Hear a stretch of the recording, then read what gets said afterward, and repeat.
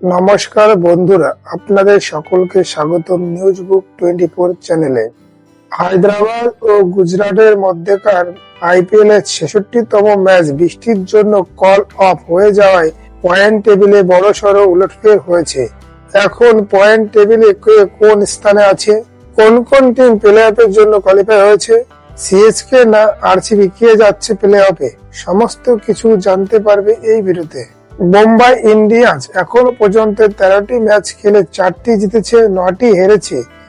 8 point ও net run rate -0.271 point নিয়ে point টেবিলে 10 নম্বরে আছে। মুম্বাই ইন্ডিয়ান্স অনেক আগেই আইপিএল 2024 থেকে এলিমিনেট হয়ে গেছে। পাঞ্জাব 13টি ম্যাচ খেলে 5টি জিতেছে, 8টি হেরেছে। 10 পয়েন্ট ও নেট রান রেট -0.347 পয়েন্ট নিয়ে পয়েন্ট টেবিলে 9 নম্বরে আছে। পাঞ্জাবও আইপিএল 2024 থেকে এলিমিনেট হয়ে গেছে। গুজরাট টাইটেন্সের এবারের মতো আইপিএল সফর শেষ হয়েছে। গুজরাট 14টি ম্যাচ খেলেছে, 5টি জিতেছে, 7টি হেরেছে এবং 2টি ম্যাচ বৃষ্টির জন্য কল অফ হয়েছে।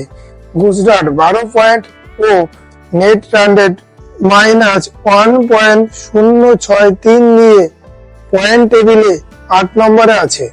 লখনৌ 13টি ম্যাচ খেলে 6টি জিতেছে, 7টি হেরেছে।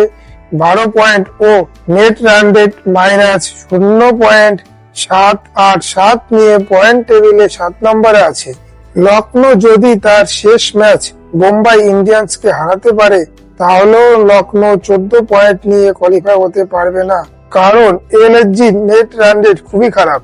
আরসিবি এখন পর্যন্ত 13টি ম্যাচ খেলে 6টি জিতেছে, 7টি হেরেছে। 12 পয়েন্ট ও নেট রান রেট +0.387 নিয়ে পয়েন্ট টেবিলে 6 নম্বরে আছে।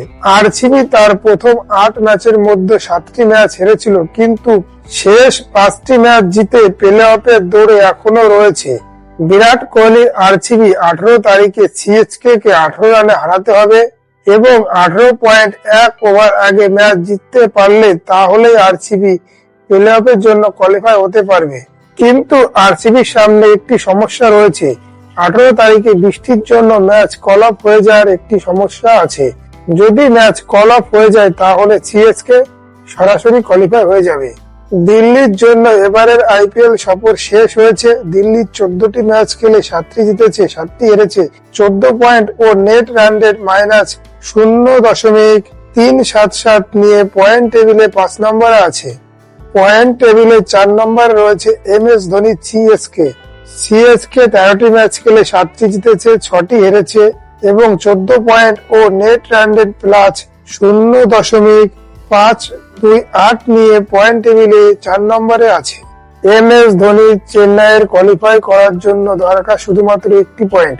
চেন্নাই সুপার কিংস যদি তার শেষ ম্যাচ আরসিবি কে হারাতে পারে তাহলে চেন্নাই সুপার কিংস কোয়ালিফাই হয়ে যাবে। কিন্তু বৃষ্টির জন্য ম্যাচ কল অফ হয়ে যাওয়ার একটি দুশ্চিন্তা রয়েছে।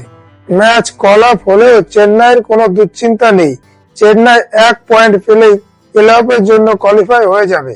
হায়দ্রাবাদ 13টি ম্যাচ খেলে 7টি জিতে, 5টি হেরে এবং একটি ম্যাচ কল অফ হওয়ার জন্য 1 পয়েন্ট নিয়ে টোটাল 15 পয়েন্ট ও নেট রান রেট +0.406 নিয়ে পয়েন্ট টেবিলে 3 নম্বরে আছে। কিন্তু এছাড়া যদি তার শেষ ম্যাচ দুটি গুজরাট ও পাঞ্জাবকে হারাতে পারত তাহলে পয়েন্ট টেবিলে টপ 2তে শেষ করতে পারত, এটা নিশ্চিত ছিল। কিন্তু এখন যদি রাজস্থান তার শেষ ম্যাচ হেরে যায় এবং হায়দ্রাবাদ তার শেষ ম্যাচ জিতে যায় তাহলেও হায়দ্রাবাদ পয়েন্ট টেবিলে টপ 2তে শেষ করতে পারবে। রাজস্থান রয়্যালস 13টি ম্যাচ খেলে 8টি জিতেছে, 5টি হেরেছে। 16 পয়েন্ট ও নেট রান রেট +0.273 নিয়ে পয়েন্ট টেবিলে আপাতত 2 নম্বরে রয়েছে। এইচআরএইচ এর ম্যাচ বৃষ্টির জন্য ভেস্তে যাওয়ায় রাজস্থান রয়্যালসের লাভ হয়েছে। এখন যদি রাজস্থান তার শেষ ম্যাচ জিততে পারে তাহলে পয়েন্ট টেবিলে 2 নম্বরে শেষ করতে পারবে।